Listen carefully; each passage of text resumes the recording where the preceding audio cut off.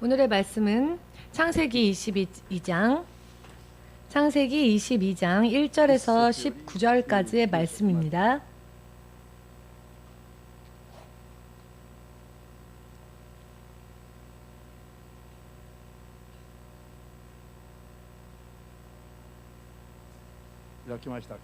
다 찾으셨는지요?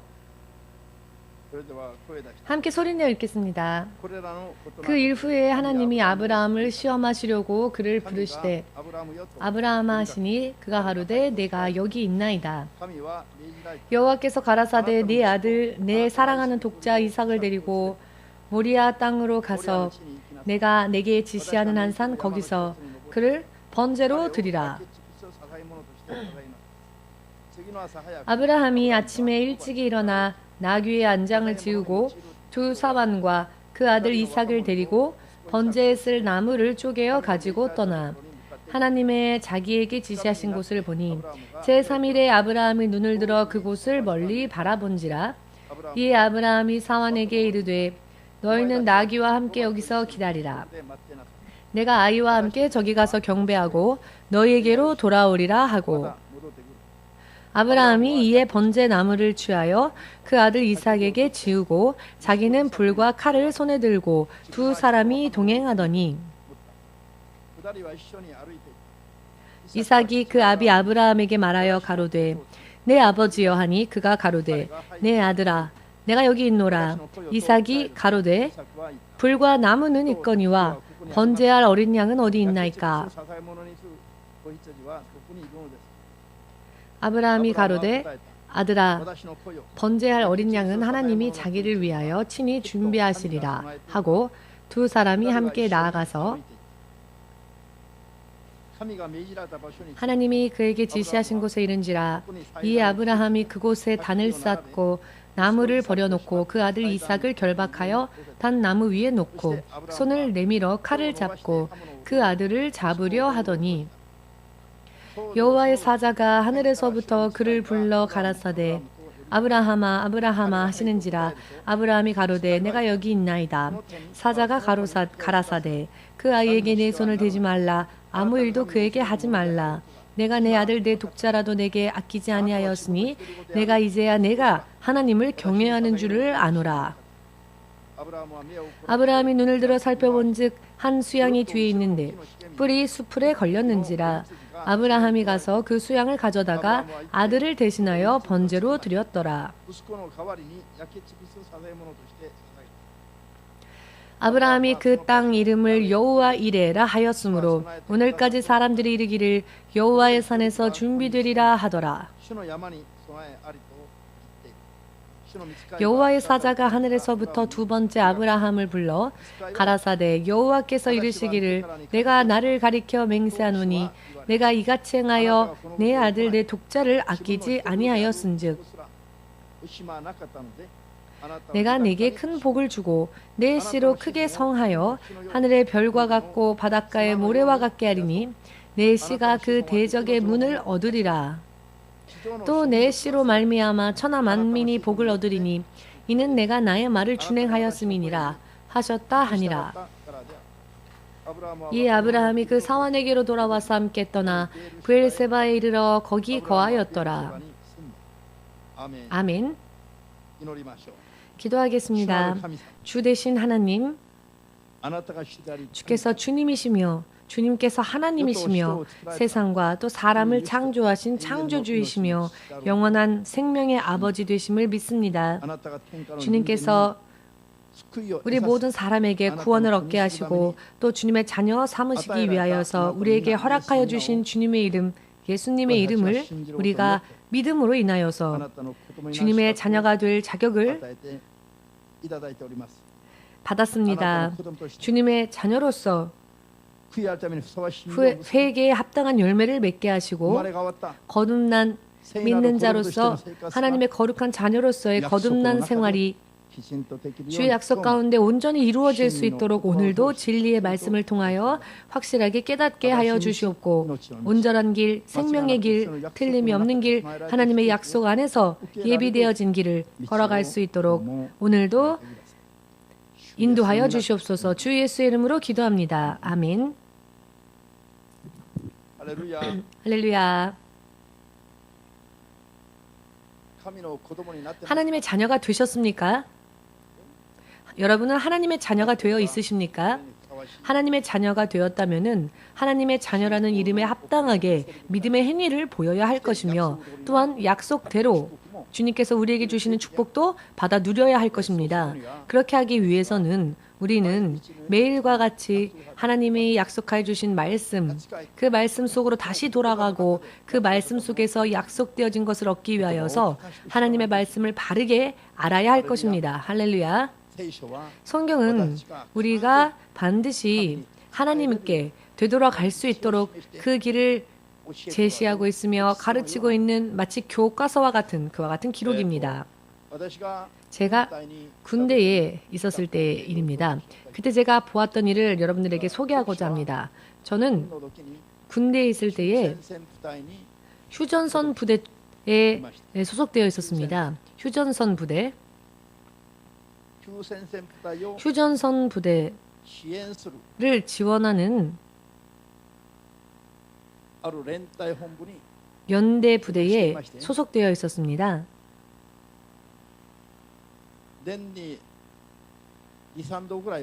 1년에 두세 번 정도는 그 휴전선 부대에 방문을 합니다. 방문하면 좀 말이 이상하지만 아무튼 가게 됩니다. 왜 가느냐면은 물자를 지원하기 위해서 트럭을 타고 가게 됩니다. 여러 많은 물자들을 트럭에 싣고 그 휴전선 부대에 가게 됩니다만은 그날 가고 다시 돌아오는 날도 있는가 하면 어떤 때에는 하룻밤 혹은 이틀을 세우고 난 다음에 돌아올 때도 있습니다. 처음으로 휴전선 부대에 가게 되면 밤에 잠을 잘 수가 없습니다.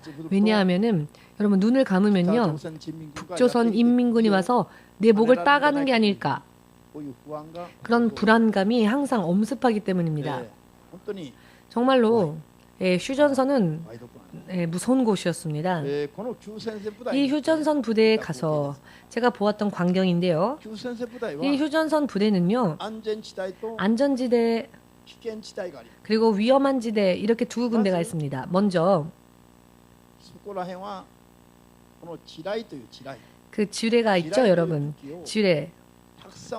지뢰를 많이 묻어둔 곳이 있습니다. 그냥 묻기만 한 곳도 있는가 하면 헬리콥터로 뿌린 데도 있습니다. 지뢰를 위에서 헬리콥터로 뿌린 곳. 그러니 어느 곳에 지뢰가 얼마만큼 묻혀 있는지를 알 수가 없습니다. 그러나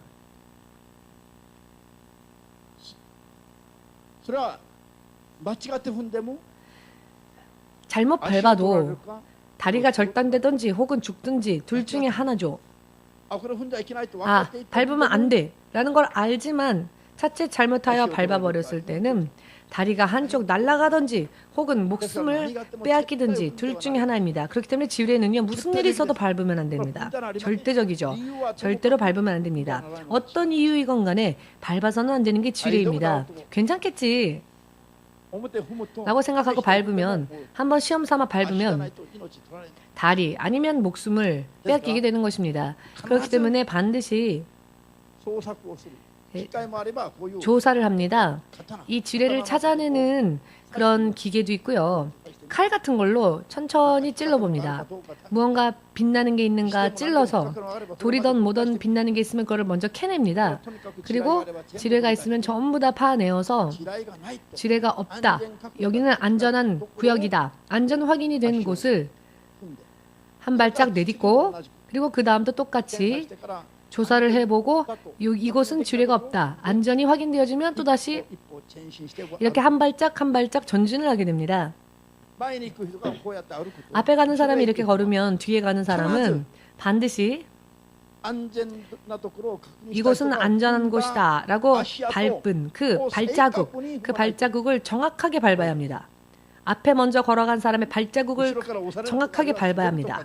뒤에서 미끄러진다거나 하여서 자칫 잘못하여 다른 곳을 밟았다가 지뢰가 있으면 목숨이 보장되어지지 않기 때문입니다. 반드시 먼저 앞에 걸어간 그 병사의 뒤를 쫓아가는 사람들은 그 사람이 장군이랄지라도 앞에 먼저 걸어가는 병사가 걸어갔던 그 발자국 그대로 발을 밟아야 합니다. 예를 들어 나는 장군이니까 병사 따위가 걸어갔던 길을 걷지 않겠다라고 할 수가 없습니다. 자칫 잘못하면 목숨이 보장되어지지 않기 때문입니다. 여러분 인정하십니까? 이것은 생명과 관련된 이야기이기 때문에 지뢰가 없다는 것이 확인되어지고 여기는 안전한 곳이다 라고 확인되어진 곳에만 정확하게 발을 내딛는 겁니다. 할 수만 있거든 조금 빗나가서 밟아도 되겠지라고 생각 안 합니다. 아주 바로 그 앞에 걸어간 그 병사가 남긴 발자국에 바로 내 발자국을 맞춥니다. 왜냐하면 한 발자국이라도 빗나가면 위험할 수 있기 때문입니다. 이것은 조심하라 라는 말을 할 필요도 없습니다. 단 한 번만 이야기해주면 누구든지 본능적으로 하죠. 확인되어지지 않는 곳을 밟으면 큰일 난다 라는 한마디만 하면 모두가 다 마음에 잘 새겨두고 그 명령을 어기지 않습니다. 한 명도 어기지 않습니다. 그렇기 때문에 안전하다, 반드시 생명이 보장되어진 곳이다, 안전한 곳이다 라는 곳만 밟고 앞으로 나아간 사람이 있으면 모두 그 뒤를 따라가는 사람들이 10명이면 10명, 30명이면 30명 모두가 다 앞사람이 걸어간 그 발자국에 자기 발자국을 똑같이 맞추어서 앞으로 진전합니다. 그것도 정확하게 전진합니다. 물론 여기서요 덜덜 떠는 사람들도 있습니다. 덜덜 떠는 사람들도 있고요.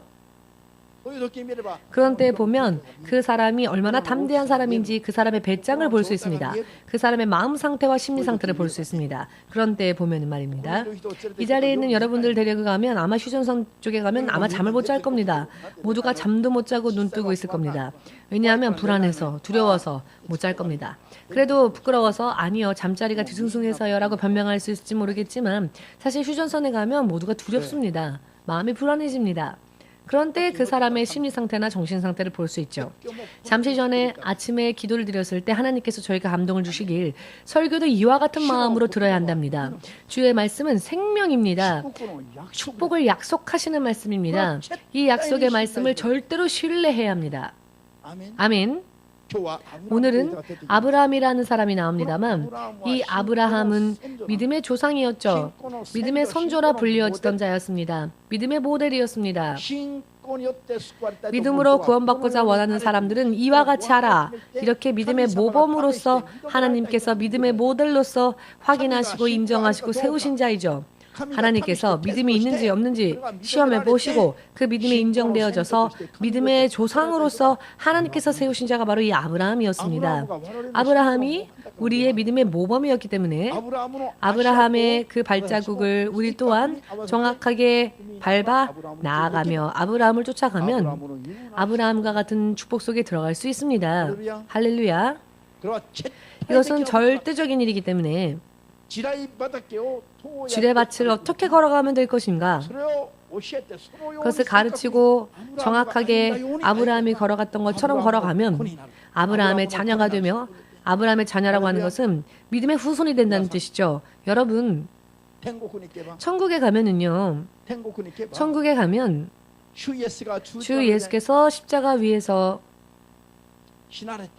죽으시고 많은 사람들이 하나님의 나라에 갈 길이 믿음으로 열리게 됩니다.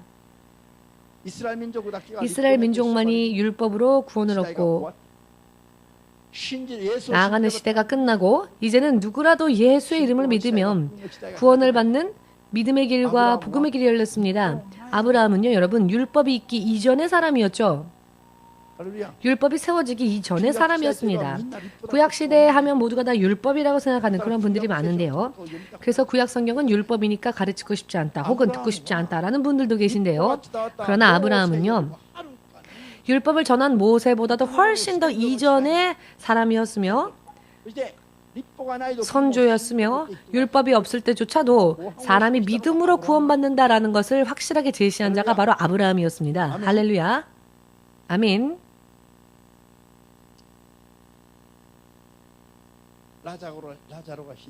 나사로가 죽어서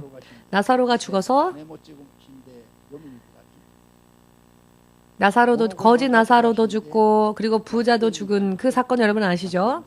거지 나사로는 죽었으나 낙원으로 가서 아브라함의 품에 안겼습니다. 아브라함의 품에. 모세의 품에 안겼다라고는 기록되어져 있지 않았죠. 모세의 품에 안겼다라고 기록되어져 있지 않고 거지 나사로는 죽어서 아브라함 품에 안겼다라고 써 있습니다. 이 말씀이 의미하는 것은 아브라함이야말로 모든 믿음의 조상이라는 것입니다. 믿으십니까? 아브라함이 우리들의 믿음의 모범이라는 것을 믿으십니까? 믿으셔야 합니다. 아멘. 아브라함은 하나님의 약속의 말씀을 받고 난 뒤 약 40년 동안 방랑했습니다. 약 40년 동안 방황했습니다. 그 후에 믿음을 하나님께서 시험하셨고 그 시험을 받았을 때 그 믿음이 인정되어졌고 그 후에 그는 믿음의 조상으로 세워지게 됩니다. 오늘 여러분들이 읽으신 말씀의 구절은요. 아브라함이 40년 동안 계속 실패하다가 방랑하고 방황하다가 모든 방랑을 마치고 하나님 앞에 그 믿음이 인정되어져서 시험을 통과하는 그 과정을 우리가 읽었습니다. 아브라함은요 40년 동안 방랑하다가 겨우 그 믿음이 하나님 앞에 합격되어졌고 인정받았으며 그리하여 믿음의 조상으로 세워질 수 있게 되었습니다. 여러분들은 이 아브라함을 모범으로 하여서 아브라함이 40년 걸린 것을 여러분들은 4년 만에 혹은 10년 만에 더 빨리 그 시간을 단축시키셔서 긴 방랑, 영적으로 긴 방랑, 그와 같은 방랑의 시기에 들어가지 않도록 하시길 바랍니다. 할렐루야. 아멘. 절대적으로 여러분 오늘 확실하게 기억하시기를 원하는 것은요. 믿음은 인정되어지지 않으면 하나님께서 시험하셨을 때 그 믿음이 하나님 앞에 옳다 하심을 얻지 못하면 그 다음 단계로 나아가지도 못할 뿐더러 주께서 예비하시는 약속 안에도 들어갈 수 없음을 절대로 하나님은 그 믿음을 시험해 보시고 그 믿음이 인정되어진 분량만큼 약속 가운데에서 축복을 주신다라는 것을 이것을 절대로 여러분 잊지 마시길 바랍니다. 할렐루야. 믿음의 그릇의 크기, 믿음의 그릇의 크기를 준비한 만큼 축복을 받게 된다는 것. 이것은 상식입니다. 상식. 그러나 몇 년이고 믿음 생활을 하더라도 합당함을 여김을 받을 수 있는 믿음이 되어 그 믿음 속에 축복을 받게 되는 그런 것들보다는 아무것도 하지 않아도 축복받았으면 좋겠다. 이와 같은 마음에 계속 속아서 영적으로 방랑 생활을 하다가 영적으로는 방황하다가 마지막에는 하나님에게 시험 들어서 하나님 앞에 시험 들어서 믿음을 떠나는 사람들이 있습니다. 여러분 믿음 생활은요. 피곤함을 느껴서는 안 됩니다. 믿음 생활은 항상 기뻐해야 합니다. 믿음 생활은 매일과 같이 흥분 상태에 있어야 합니다. 그와 같은 것입니다. 항상 소망과 감사 가운데 있어야 합니다. 그런데 믿음 생활이 기뻐지지 않는 것은 기쁨에 차지 않는 것은 약속되어진 축복에 나아가지 못하기 때문에 그렇습니다. 해봤자 헛것이다. 해봤자 힘들 뿐이다. 피곤할 뿐이다. 이와 같은 실패한 경험만을 가지고 있으니 믿음 생활이 기뻐지지가 않는 것이죠. 할렐루야. 여러분 모두 왜 이렇게 얼굴이 어두우십니까 오늘? 여러분 왜 그렇게 얼굴이 어두우십니까? 틀림없이 약속대로 법칙 가운데에서 하나님께서 축복하시지 않을 수가 없을 정도로 하나님께서 그 약속을 지키시고 지키실 수 있는 그와 같은 믿음을 우리들은 하나님의 말씀 속에서 만들면은요 이와 같이 하나님 앞에 축복받기에 합당한 믿음을 만들면 하나님은 축복하지 않으실 수가 없습니다. 이것은 마치 법과 같은 것입니다. 하나님께 말입니다. 울면서 불쌍한 얼굴을 보면서 하나님 무언가 주십시오라고 하는 것은 신앙이 아닙니다. 이것은 믿음이라 할 수 없습니다. 당당하게 우리가 하나님께서 명령하신 말씀을 지키고 그 지킨 말씀, 그 명령을 지킨 말씀만큼 하나님 앞에 당당하게 서서 그래야 하나님으로부터 축복을 받는 것이야말로 믿음의 법칙이라고 할 수 있는 것입니다. 나 자신을 약속 속으로 들어가려고 하지는 않고 다만 자기가 어딘가가 곤란하니까 그저 감정적으로 호소하며 눈물로서 매달리는 것은 진정한 믿음이라고 할 수 없고요. 온전한 믿음이라고 할 수 없습니다. 아멘. 약속 속에 들어가려고는 하지 않은 채 약속 바깥에서 울며 매달리는 그와 같은 사람들을 하나님은 당신의 자녀 삼지 않으십니다. 당당하게 하나님과의 언약 관계에 들어가서 약속 가운데 들어가서 당당하게 하나님 앞에서 믿음으로 하나님 앞으로 나아가 그 믿음의 장성한 분량만큼 하나님이 약속하신 축복을 받게끔 하나님께서 약속을 주셨기 때문에 할렐루야. 아멘. 그렇기 때문에 기본적으로 믿음은 하나님께서 어디까지 그 믿음의 분량을 만들었는지, 어디까지 믿음을 보이고 있는지를 하나님은 먼저 확인하십니다. 확인하시는 이유는 언약 관계에 우리가 있기 때문에 그 믿음의 분량만큼 하나님께서 당신께서 약속하신 대로 믿음을 그 축복을 주지 않으시면 안 되기 때문에 우리가 축복받기 위해서 그릇을 만들어야 하는 것이고요. 그리고 우리가 그와 같은 그릇을 만들면 하나님께서는 그 그릇에 축복을 부어주시는 것이 하나님께서 당신의 약속을 지키기 위한 의무입니다. 우리가 하나님 앞에 그 언약 관계에서 우리가 하나님 앞에 온전히 지켰음에도 불구하고 하나님의 약속을 실현시켜주지 않으신다면 하나님 스스로가 약속을 어기신 것이 되시고 스스로가 신실하신 하나님으로서의 일을 하실 수 없게 되는 것이죠. 할렐루야. 마치 무언가를 구걸하듯이 불쌍한 얼굴을 만들고 그저 매달리면 되는 게 믿음이 아닙니다. 모두 함께 하나님과의 관계는 언약 관계이다. 계약 관계이다. 아멘 되십니까? 믿음의 크기에 맞추어서 당당하게 하나님 앞에 나아가면 구하지 않아도 하나님은 우리가 믿음을 보인 만큼 약속을 허락하여 주십니다. 믿음이 준비되어지면요, 구하지 않아도 하나님은 우리에게 필요한 것들을 생각하여 우리에게 허락해 주십니다. 이와 같은 믿음이 바로 기독교만이 가지고 있는 특징이라 할 수 있습니다. 아멘. 여러분 기뻐지지 않습니까? 기쁨이 없으십니까? 거저받고 싶습니까? 아담과 이브를요, 아무런 믿음의 시험 없이 에덴 동산에 그들을 두었더니 어느 한순간에 하나님으로부터 받은 모든 축복을 마귀에게 빼앗겨 버렸죠. 무슨 말씀인지 의미가 이해되시는지요? 아담과 이브는 에덴 동산을 얻을 수 있을 만한 믿음, 그와 같은 믿음을 하나님 앞에 보이지 않았죠. 일방적인 하나님의 은혜였습니다. 믿음의 시험 없이 그들은 하나님의 동산에 거할 수 있었죠. 마귀의 유혹이 없을 때에는 아무런 일이 벌어지지 않았습니다. 그렇지만 마귀가 막상 유혹을 하니 단 한 번의 유혹에 그들은 빠지고 말았죠. 단 한 번에. 무슨 의미인지 이해되시는지요? 믿음 없이 무언가를 하나님 앞에 얻을 수 있겠다 생각하지 마십시오. 그런 걸 좋아하면 안 됩니다. 믿음을 보이려 하지는 않고 믿음의 어떤 행위도 하나님께 드리지 않고 그러나 무언가 하나님으로부터 얻을 수 있겠지라고 생각하는 그런 마음이 여러분들에게 있어서는 안 됩니다. 그와 같은 마음은 위험한 마음입니다. 나의 믿음을 주님께 보이려고는 하지 않고 그저 큰 병을 치유받았으면 좋겠다, 혹은 자신의 믿음을 만들려고는 하지 않고 커다란 축복을 하나님이 풍성하게 주셨으면 좋겠다라고 생각하는 것은 아주 위험한 일입니다. 왜냐하면은 간단하게 받은 사람들은 또 믿음 없이 간단하게 그것을 빼앗길 수 있는 위험성이 항상 도사리고 있기 때문입니다. 아담과 이브 때에 그것이 확실하게 드러났지요. 사람의 연약함이. 이것이 바로 법칙이기 때문에 아담과 이브가 죄를 범하였을 때, 그리고 에덴 동산을 쫓겨났을 때 하나님은 그들을 지키실 수 없었습니다. 왜냐하면은 법칙이었으니까. 법칙. 죄 지은 자는, 죄 있는 자는 하나님 낙원에 있을 수가 없는 게 하나님의 법칙이기 때문입니다. 지금도 마찬가지입니다.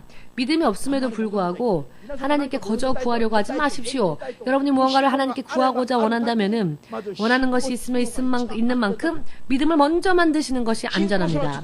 믿음만 만들면, 믿음만 준비하면 하나님은 하나님으로서 약속을 지키시기 위하여서 우리가 구하지 않아도 때로는 우리에게 필요한 것들을 허락해 주십니다. 우리에게 믿음의 그릇이 준비되어진다면 말입니다. 이와 같은 말씀에 여러분 눈을 번쩍 떠야 합니다.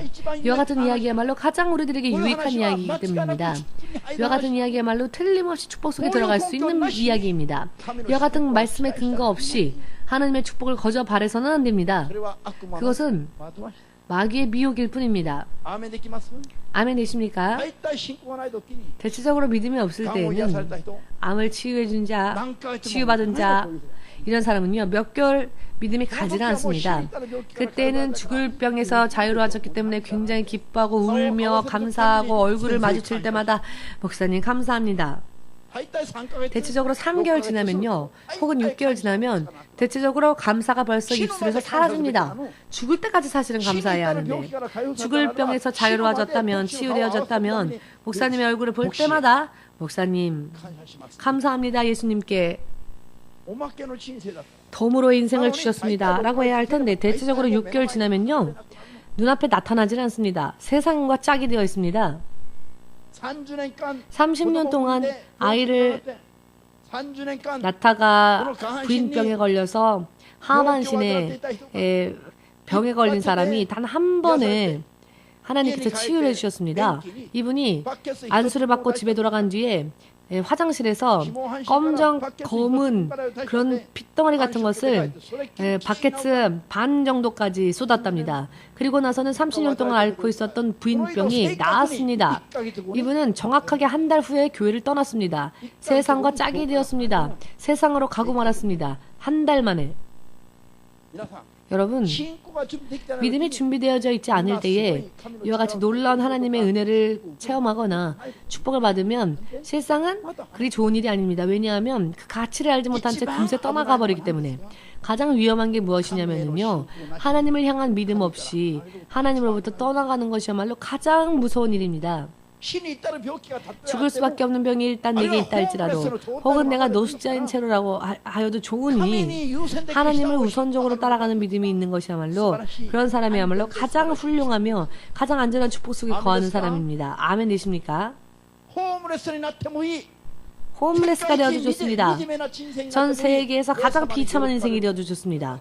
그러나 예수님에게 기뻐하심을 입는 믿음이 된다면 그래도 상관없다는 겁니다. 이런 믿음이야말로 가장 그 사람을 안정케 하는 믿음입니다. 돈도 풍성하고 병도 고침받고 모든 것에 부족함이 없으면 처음에는요, 하나님이 나에게 이와 같은 것을 주셨습니다. 하나님이 나를 고쳐주셨습니다. 울면서 기뻐하지만 결국 1년도 채 지나지 않아서 대부분이 세상과 짝이 되어 하나님을 떠납니다. 교회를 다닌다 할지라도 껍질만, 몸만 왔다 갔다 할 뿐이지. 그렇기 때문에 노숙자인 채로라도 좋으니, 죽을 수밖에 없는 병에 걸린 채로라도 좋으니 하나님과 붙어있는 믿음을 만드는 것이야말로 가장 복된 일이다. 이것을 깨달으시길. 아무리 말하고 말하여도 이것을 알지 못하기 때문에 말로만 아멘할 뿐이지 생활을 보면 노멘하고 있죠. 금세 확인할 수 있는 이야기입니다. 여러분, 오늘부터 무엇을 구해야 할까요? 하나님께서 인정하는 믿음으로 더욱더 내 믿음이 자라날 수 있도록 기도하십시오.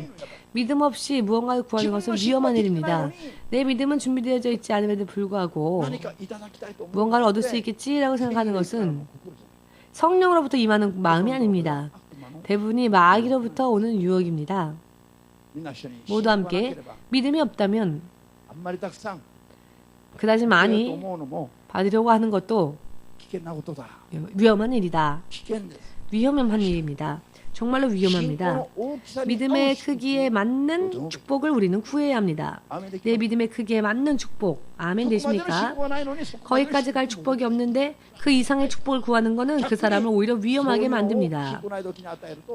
그와 같은 것을 믿음이 없을 때 주면 오히려 그와 같은 것들로 인해 축복 속에 빠져서 축복 주시는 하나님을 떠납니다.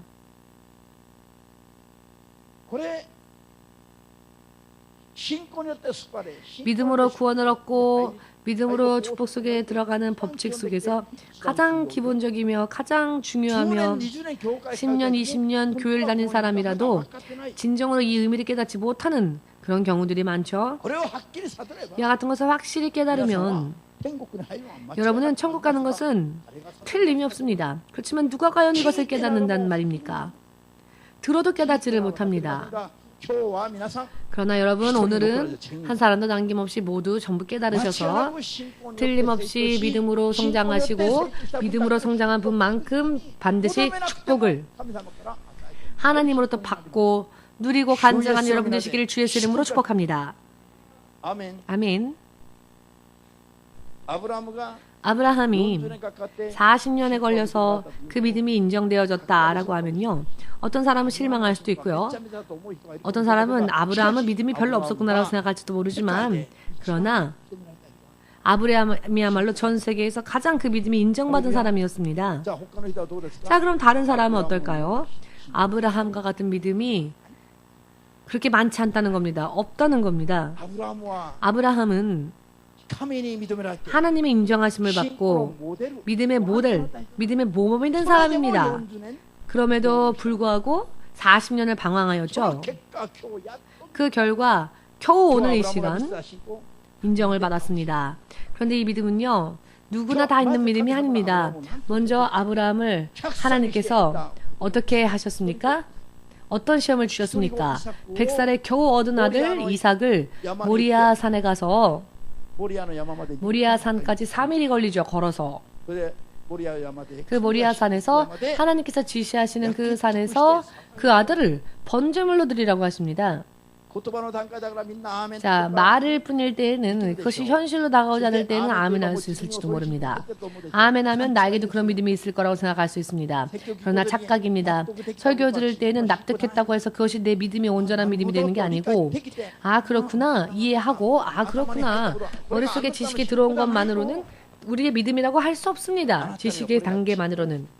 내가 얻은 지식을 실행할 수 있어야만 믿음인데요. 머리로는 이해됐다 할지라도 그것만으로는 믿음이 아닙니다. 내가 머리로 이해된 것을 실행하는 것이야말로 진정으로 믿음입니다. 그런데 100살에 얻은 아들 이삭을 다른 사람에게 양자로 주라는 것도 아니고 살아있는 채로 누구에게 주라는 것도 아니고 이 아들을 죽여서 장작더미 위에 번제물로서 드리라고 하니, 저는 이런 이야기 들으면요, 만일 제가 아브라함이었다면 저는 기절할지도 모르겠습니다. 아이를 죽일 수도 없거니와 아이를 태워서 그 향을 하나님께 드리는 이와 같은 제사행위를 하다가 저는 실신할 수도 있을 것 같습니다. 저는 구약시대에 태어나지 않아서 너무나 다행입니다. 저는 구약시대, 여러분 구약시대의 제사장들은요, 모두가 양들을 죽이고 그 피를 제단에 뿌리고 이런 일을 하지 않았습니까? 저는요, 닭도 못 잡습니다. 닭 한 마리도 못 잡습니다. 전 사실 바퀴벌레도 못 잡습니다. 굉장히 마음이 약한, 얼마나 마음이 약한 목사님인지 모릅니다. 그래서 제가 구약시대의 제사장으로서 태어나지 않기를 얼마나 감사한지 땡큐 베리 마치입니다. 그렇지 않습니까, 여러분? 저는요, 피를 보면 우리 사모님은 육회도 얼마나 잘 드시는지. 육회는요, 피덩어리가 아닙니까, 사실? 그 생덩어리, 고기 덩어리니까요. 그거를 씹는 걸 한번 생각해 보십시오. 드라큘라도 아니고. 맛있습니까?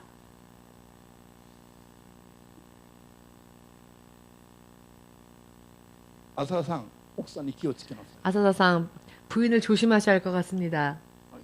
맛있으시답니다, 육회. 밤에 한밤중에 육회 먹다가 피덩어리, 그 피를 입에 묻히고 있으면 아, 상상도 할 수 없습니다. 저는 절대로 육회를요, 죽을 때까지 못 먹을 것 같습니다. 그렇게 제가 마음이 약한 사람입니다. 그런데 자기 아이를 죽여서 번제물로 드리라는 말씀을 제가 듣는다면 저는 아마 기절하고 실신할 것 같습니다. 할렐루야. 제가 자주 생각하는 것이요, 내가 구약시대 때 제사장으로 태어나지 않길 너무 잘했다입니다. 동물을 죽이고 그것을 화목제로 바치지 않아도 되니까. 그러나 이런 이야기를 하면 우리 사모님이 만약 그때 태어나면 그래도 그게 할 수 있었을 거예요 라고 말합니다. 그럴 수 있을지도 모르겠지만 지금의 저로서는 아무리 생각해도 못할 것 같습니다. 그러나 그런 이야기를 들었을 때에 그렇게 행하는, 순종하는 것이야말로 사실 믿음이죠. 아브라함이 행한 그 믿음, 아브라함의 믿음을 이해할 수 있다? 이해하는 것만으로는 내 믿음이 아닙니다. 아브라함이 행한 것은 아브라함의 믿음일 뿐이지, 내 믿음은 나도 그렇게 행할 수 있을 때, 행위로서 그것을 입증할 수 있을 때 온전한 믿음이 되는 것입니다. 무엇이든 그렇습니다. 무엇이든 그렇습니다. 전부 믿음은요, 설교를 들었다고 해서 그게 다 내 믿음이 되는 게 아니고요, 성경책을 읽고 깨달았다고 해서 그게 다 내 믿음이 아닙니다. 내가 지킨 것, 내가 받은 것을 지킬 때, 내 믿음의 행위로, 그 믿음을 행위로 옮길 때 그것이 온전한 내 믿음이 되는 겁니다. 지금부터 연기를 좀 해볼까요? 실제로 아브라함은 그 외아들 이삭을 모리아 산으로 데려가서 번제물로 드려라. 자, 여러분들이 그런 말씀을 들었다고 합시다. 여러분들이 개인 그와 같은 하나님의 음성을 들었다 합시다. 그때 묵묵히 아멘 하며 다른 어느 누구에게도 상담하지 않고 묵묵히 3일 동안을 걸어가고 그 아이와 함께 말입니다. 만일 제가 그것을 새위와 함께 한다고 한다면 못할 것 같습니다. 생각해 보십시오. 3일 후에 그 같이 데리고 가던 아이를 죽여야 한다니 할 수 있습니까? 아브라함의 믿음이 얼마나 대단한지 여러분 보이십니까? 이것이 믿음입니다. 이것을 할 수 있게 되는 게 믿음입니다. 여러분, 죽으면 천국 갈 수 있음을 믿으십니까? 어떻게 믿습니까? 그것을? 어떻게 믿어집니까? 이것조차 못하는데 사후에 천국 갈 수 있다고 어떻게 믿습니까? 거짓말 아닙니까? 대부분의 거짓말 아닙니까? 지금 이것조차 드리지 못하는데, 지금 11조조차 드리지 못하는 자가 어찌 하나님 나라에 들어갈 수 있을까요? 어떻게 11조도 못 드리는 자가 너의 아들을 내게 바쳐라 할 때 그 말씀을 순종할 수 있을까요? 10의 1조차 드리지 못하는 자가 어찌 전부 드릴 수 있을까요? 자기의 전부와 같은 것을 어떻게 드릴 수 있겠습니까? 결국 거짓말이라는 겁니다. 오늘 이 사실을 우리 인정합시다. 오늘 이 사실을 깨달읍시다. 그리고 이 말씀을 믿읍시다. 아멘. 나의 마음의 대부분은 나의 것의 대부분을 따로 빼두고 그 중에 일부분밖에 드리지 못하는 사람이 어찌 이 말씀에 아멘할 수 있겠습니까? 아멘하지 말고 울어야 합니다. 우리는. 아이고, 전 아직도 이 말씀에 아멘이 안 되네요. 아직도 아멘이 안 되는 내 자신을 치면서 울어야 합니다. 입으로만 아멘하지 마시고 아멘, 진정으로 아멘할 수 있을 때까지 울어야 합니다. 실제로 실행으로 옮길 수 있을 때까지 울어야 합니다. 그리고 그때 아멘해야 그 아멘이 진정한 아멘이 되는 것입니다. 의미를 이해하시겠는지요? 입으로는 몇 번이나 아멘 하죠. 그러나 행위로서는 하나도 지키지 않는다면 그것은 거짓말. 언제까지 그렇게 할 것이냐? 언제까지 그렇게 있을 것이냐? 사람은 자기 자신에게 스스로 자문자답해야 합니다. 자기에게 묻고 자기에게 고백하고 대답해 주어야 합니다. 오늘부터 이것을 구합시다. 우리 또한 모든 가식을 버리고 진정한 크리스찬이 됩시다. 언제까지 약속 바깥에 있으려고 하십니까? 약속 안으로 들어와야죠. 언제까지 약속 바깥에서 울며 매달리며 수박 겉핥기식으로 믿음은 보이려고 하지 않고 하나님 거저주세요, 거저주세요라고 할 것입니까? 거저바라는 것은 사탄적인 생각입니다.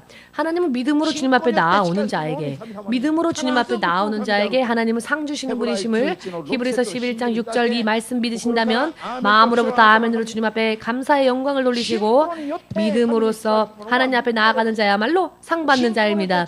믿음으로 주님 앞에 나아간다고 하는 것은 기분이나 감정으로가 아닌 하나님과의 언약 속에 들어가서 그 언약을 지키며 나아가는 자야말로 믿음으로 나아가는 자입니다. 아멘. 내 기분, 내 감정을 믿으라고 성경은 말하지 않습니다.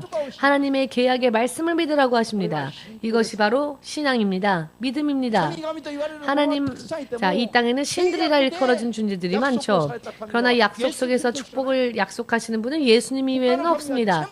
다른 신들은 계약이라는 것 자체가 없죠. 왜? 갚을 능력이 없으니까.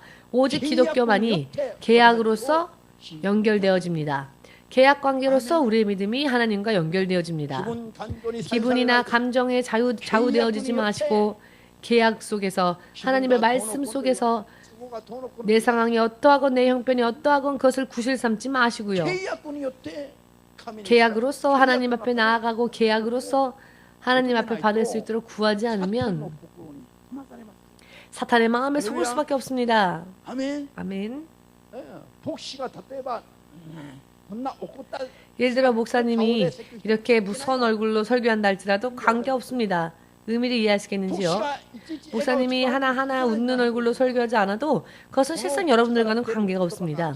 제 입술에서 나오는 말씀이 하나님의 언약의 말씀이라면 그 말씀을 붙잡아야 합니다. 사람의 표정과 생각과 기분과 그와 같은 것과는 관계가 없는 겁니다. 옆에 사람의 기분, 감정 관계 없습니다. 하나님의 약속과 여러분들의 관계가 어떠한지 여기에 모든 것을 집중하여 생각해야 합니다. 왜 저 사람, 이 사람이 안 됩니까? 관계없습니다. 저 사람 이 사람 관계없습니다.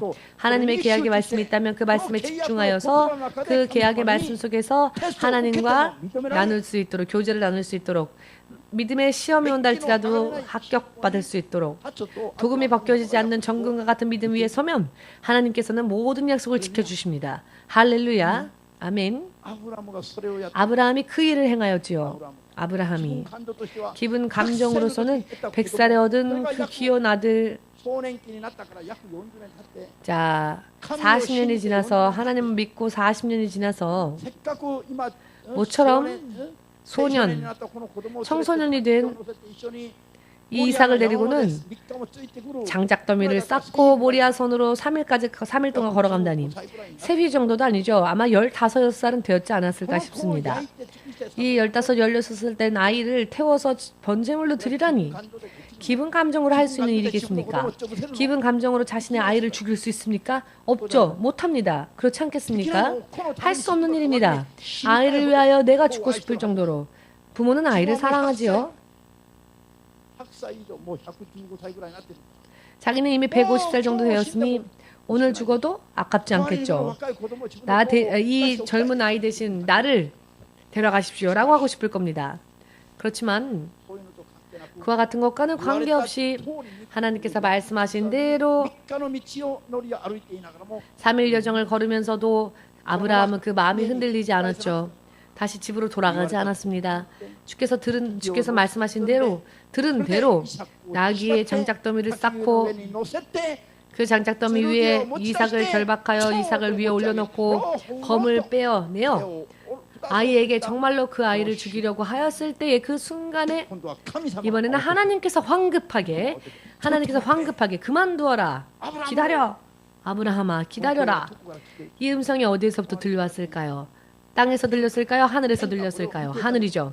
하늘이 그 모든 광경을 보고 있었다는 겁니다. 우리의 지금의 믿음과 그 믿음의 행위와 우리의 마음, 생각을 하나님이 하늘에서 다 보고 계십니다. 잊지 마시길. 지금 하늘이 보고 있는 가운데서 여러분은 믿음을 가지고 있는지요?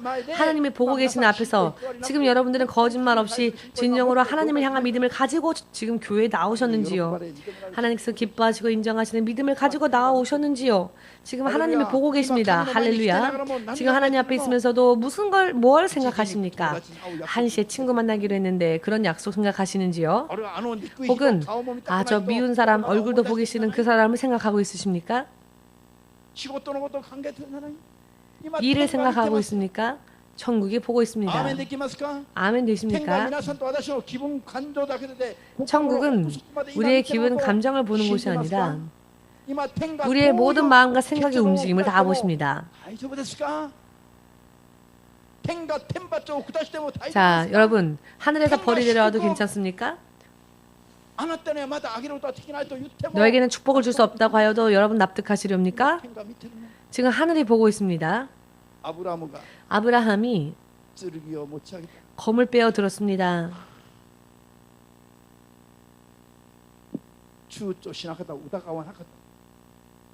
주저하지 않았습니다.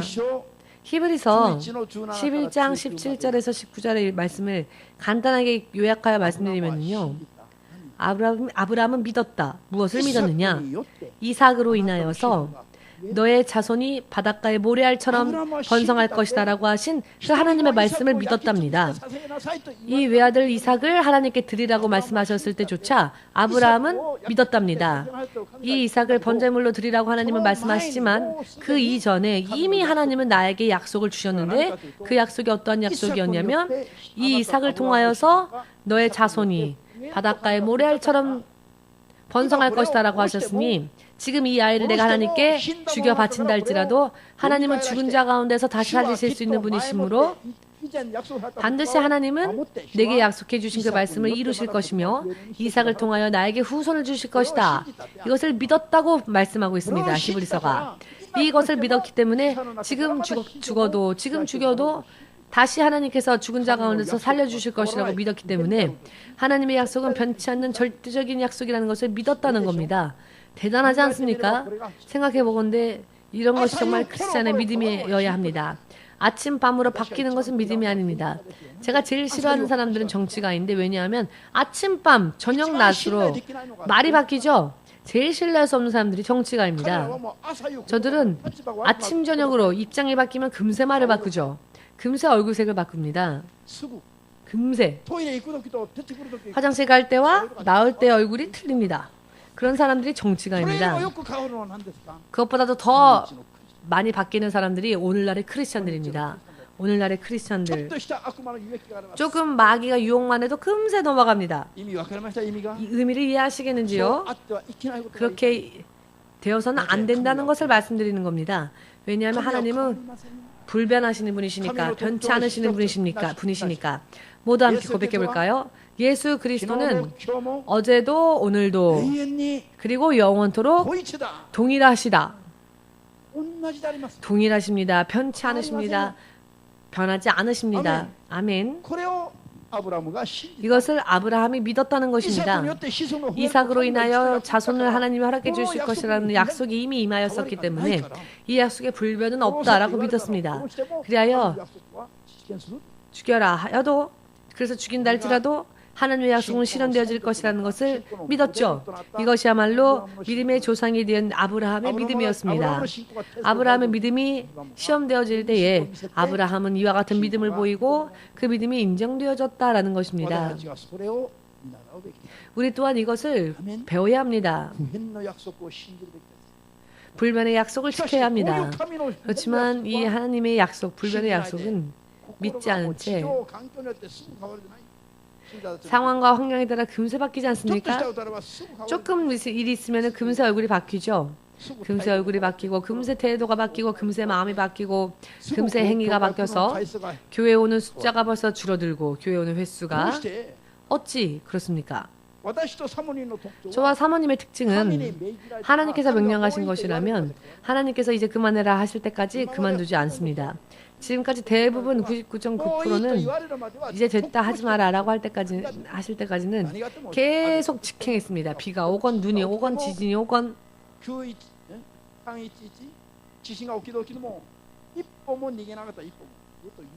3.11 지진이 일어났을 때조차도 도망가지 않았습니다. 계속 흔들렸지만 이것은 간증입니다.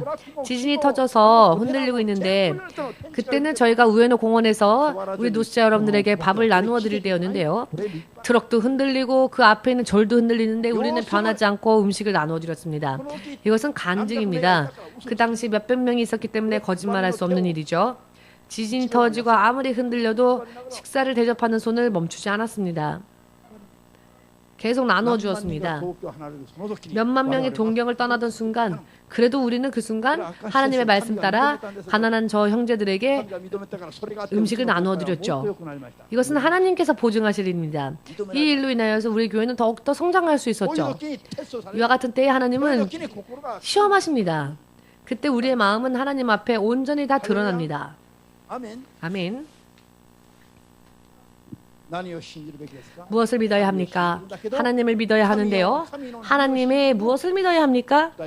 구체적으로 하나님의 계약, 하나님의 말씀, 하나님의 언약, 변치 않는 언약을 믿는 것, 이것이 바로 믿음의 시작입니다. 아멘.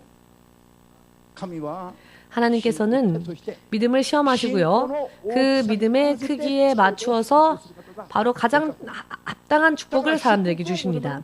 그렇기 때문에 축복을 구할 일이 없습니다. 축복이라는 것은 구해서 받는 게 아닙니다. 구해야 할 것은 믿음의 성장입니다. 무엇을 구해야 합니까? 내 믿음이 성장할 수 있기를 구해야 합니다.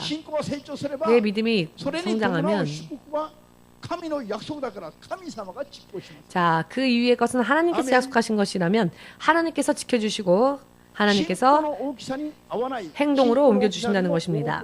믿음의 크기의 분량보다 더 큰 것을 구하였을 때 하나님이 그것을 주시면 오히려 그 사람이 그것을 감당치 못한 채 그것으로 실족합니다. 예를 들어 여러분 10살짜리 아이가 있는데 10살짜리 아이가 트럭의 운전대에 앉아서 운전하겠습니까?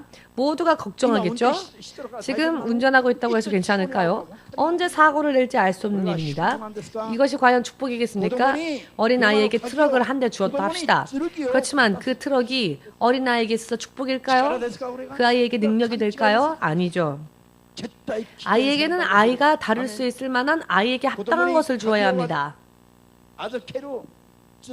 어린아이에게 1번 검을 준다면 그거는 위험천만이죠. 절대 그것은 축복이라 할 수 없고 그것을 능력이라고 말할 수는 없습니다. 믿음 또한 마찬가지입니다. 성장하면 성장할수록 믿음이 성장하면 성장할수록 하나님은 아낌없이 허락해 주십니다. 아멘. 이것을 위하여서 믿음의 모범이 되어야 할 아브라함의 믿음을 오늘 하나님께서 테스트하신 것이죠. 야고보서 1장 12절 말씀에 여러 많은 의미에서 시련을 만나게끔 되어 있지만 그 시련을 견디는 자는 복된 자다라고 하십니다. 왜냐하면 하나님께서 좋다 하실 때 하나님께서 인정하시면 그 믿음이 인정되어지고 난 뒤에 하나님께서 사랑하는 자들에게 허락하시는 면류관을 그들에게 주실 것이라고 했기 때문에 여러분, 하나님께서 사랑하는 자는 어떤 사람일까요? 믿음이 인정되어진 자입니다. 믿음이 인정되어진 자야말로 테스트하여서 하나님을 사랑하는 자가 됩니다. 이것을 믿을 때 하나님은 약속하신 축복을 면류관을 허락하여 주실 것입니다. 아멘. 이것이 너무나도 확실하게 눈에 보이고 있지요. 확실하게 보이지 않습니까? 이것이 실현되어지는 것이 보이지 않으십니까? 저는 몇 년 전부터는 절대로 걱정하지 않는 게 있습니다. 계속적으로 걱정하는 것도 있는가 하면 절대로 더 이상 걱정하지 않는 것도 있습니다. 계속적으로 걱정하는 것은 내 믿음을 지키고 여러분들을 바르게 인도하여서 한 사람이라도 더 많은 영혼을 구원하는 것이야말로 제가 고민하는 일입니다. 그러나 절대로 걱정하지 않는다고 하는 것은 제가 가는 길에 필요한 축복과 능력과 물질 등등을 절대로 걱정하지 않는데요. 그 이유는 그 모든 것들은 주님께서 약속 가운데 주시는 것들이니까. 돈을 주시면 일하고 돈 안 주시면 일 안 한다. 저는 하나님 앞에 담대하게 그렇게 얘기합니다. 저를 곤란케 하여서 제가 일을 못하면 하나님의 일을 못한다면 하나님께서 곤란하시겠죠? 그렇기 때문에 제가 하나님을 위하여 일을 할 때 필요한 것들에 대해서는 저는 하나님께 구하지 않습니다. 왜냐하면 하나님께서 우리에게 주시는 것들이기 때문에 우리가 걱정해야 할 것은 무엇이냐면 먼저 나의 믿음의 성장에 대해서 걱정해야 합니다.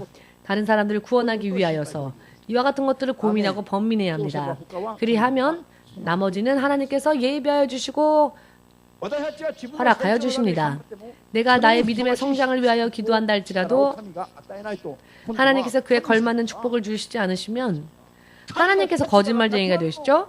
하나님의 입장이 난처해지게 되죠. 하나님의 거짓말을 하시게 되기 때문에 하나님은 결코 지키신다는 겁니다. 여러분, 이것은 농담이 아닙니다. 확실하게 이와 같은 믿음이 여러분들도 서시길 원합니다. 여러분들은 무엇을 걱정해야 한다고요? 믿음의 성장을 위해서 걱정해야 한다는 것입니다. 하나님께서 걱정하시는 것은 성장에 합당한 축복을 주시기 위한 능력인 겁니다. 자, 우리가 이만큼 했는데 하나님께서 인정하지 않으시고 약속 가운데에서 축복하지 않으신다면 하나님의 거짓말쟁이가 되기 때문에 하나님은 그것은 하나님 앞에 있어서 가장 치명적인 부끄러운 일이겠지요. 그렇기 때문에 절대적으로 하나님은 단 하루라 할지라도 늦추지 않으십니다. 의미를 이해하시겠는지요? 절대적으로 여러분 이것을 깨달으셔서 지금까지 이것을 깨달으면요, 지금까지 여러분들이 무엇을 잘못 믿음 생활을 해왔는지 대부분이 잘못된 삶을 우리가 살았습니다. 이것으로 인해 우리는 납득할 만한 축복 속에 들어가지 못한 겁니다. 마음에 아직도 공허함과 마음에 아직도 피곤함이 있죠. 아직도 채워지지 못하는 게 있다면 그것은 지금까지의 믿음 생활이 잘못되어져 있다는 증거입니다. 정확하게 되어 있지 못하다는 증거입니다. 저는 납득합니다. 저는 지금의 저를 납득합니다. 왜냐하면 저는 알고 있기 때문에. 앞으로 어떻게 될지를 알고 있기 때문에. 어떤 사람이요, 지금의 상황을 목사님은 만족하십니까? 라고 어떤 제자 목사님에게 그런 질문을 저에게 했는데요. 저는 만족한다고 했습니다. 어떤 제자 목사에게, 저의 제자인 어느 목사님에게 시 목사님은 지금 이대로를 만족하십니까? 라고 저에게 질문을 해봤을 때 저는 만족한다고 했습니다. 정말입니다. 왜냐하면 앞으로를 알고 있기 때문에 지금의 저를 만족합니다. 왜냐? 왜? 라고 의문을 하나님 앞에 절대로 몰아붙이지 않습니다. 저는 납득하고 있습니다. 이해되시는지요? 영적으로 해온 것들이 있고 영적으로 준비해온 부분들이 있고 방향이 어찌로 가야 하는지를 알 수 있기 때문에 그 하나님의 계획 속에 하나님의 계획이 어디 있는지를 알고 있기 때문에 만족합니다.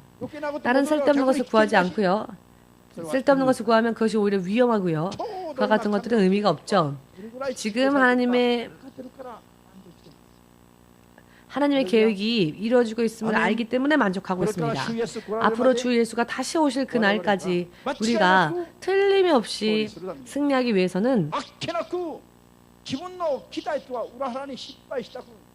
눈 깜짝할 사이에 자신의 기도와는 관계없이 실패하는 일이 없기를 원한다면은 오늘의 말씀을 2번이고 3번이고 여러분들의 것으로 완전히 납득될 수 있을 때까지 계속 음미하시고 이 말씀을 상고하시기 바랍니다. 굉장히 중요한 말씀이니까요. 11조조차 드리지 못하는 자가 어찌 나의 생명과 같은 분신과 같은 것을 하나님께 드릴 수 있겠습니까? 마태복음 14장 44절에 어느 밭에서 보물을 발견한 사람이 어떻게 행동을 취합니까? 다시 잘 묻어두고 자신이 가지고 있는 모든 것들을 다 팔아서 자신의 모든 것을 다 팔아 넘긴 대가로서 그 밭을 사들였다라고 하지요. 천국을 자신의 것으로 원한다면은 자신의 모든 것을 다 걸어서라도 누군가에게 그렇게 권함을 받아서가 아니라 스스로 그렇게 천국을 내 것으로 하기 위하여서 나의 모든 것을 걸어야 할 필요가 있다는 것입니다. 세상에 있는 모든 것들을 다 팔았다고 해서 그 대가로 천국 갈 수는 없습니다. 그 가치가 비교도 안 되는 거죠. 전부 가장 중요한 것은 하나님께 드릴 수 있는 자, 가장 중요한 것은 하나님께 드릴 수 있는 자야말로 천국의 시민권을 둔 자입니다. 모두가 다 그렇게 해야 합니다. 그것을 요구하신다면 그렇게 해야 합니다. 어느 아브라함은 자기 스스로 믿음을 보인 게 아니라 나는 내 아들을 번제물로 드리겠습니다라고 먼저 말한 게 아니죠. 하나님께서 말씀하신 것만큼 그는 행했을 뿐입니다. 의미가 이해되시는지요? 하나님께서 말씀하신 대로 행동하는 게 믿음입니다. 하라고도 하지 않으셨는데 나는 아들이 10명이나 있으니 1명 정도는 번제물로 드려야지. 이것은 믿음도 아니라는 겁니다. 그것은 자기의 의를 드러낼 뿐입니다. 의미를 이해하시겠는지요? 그러나 하나님께서 말씀하신다면 생명이라도, 말씀하신다면 자녀라도, 말씀하신다면 모든 소유까지도 주님께 드릴 수 있는 자야말로 믿음을 가진 자라는 것입니다. 아멘 되십니까? 하나님 앞에서 하나님보다 더 아까운 것이 우리 삶 속에 있어서는 안 됩니다. 가장 중요한 것이랄지라도 드리라 하면 아멘 할 수 있는, 그래서 실행할 수 있는 사람이야말로 믿음이 있는 사람입니다. 아멘 되십니까? 믿음은 절대로 무엇을 드리더라도 아까울 게 없습니다. 손해볼 일이 없기 때문입니다. 손해볼 일이 없기 때문입니다.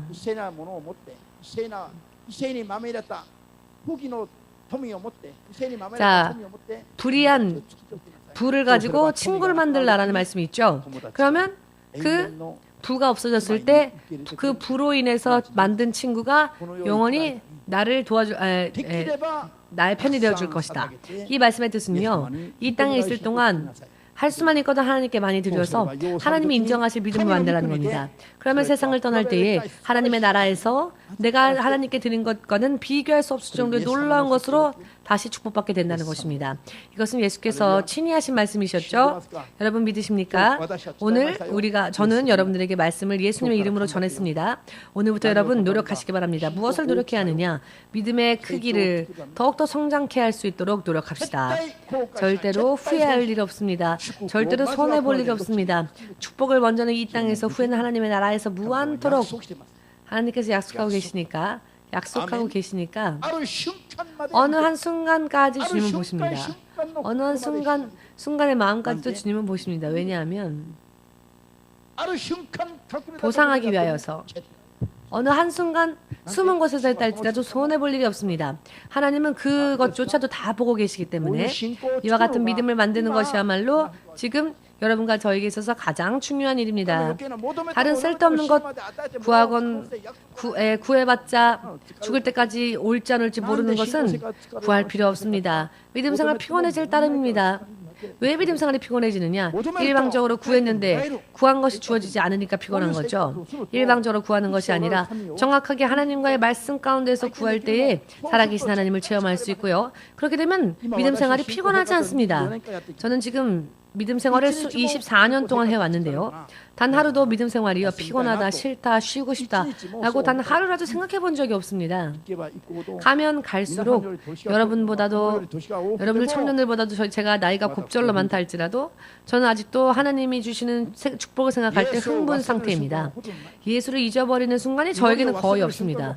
기도를 잊어버리는 순간도 거의 없습니다. 왜냐하면 살면 살수록 기도가 얼마나 내게 유익한지를 깨달았기 때문입니다.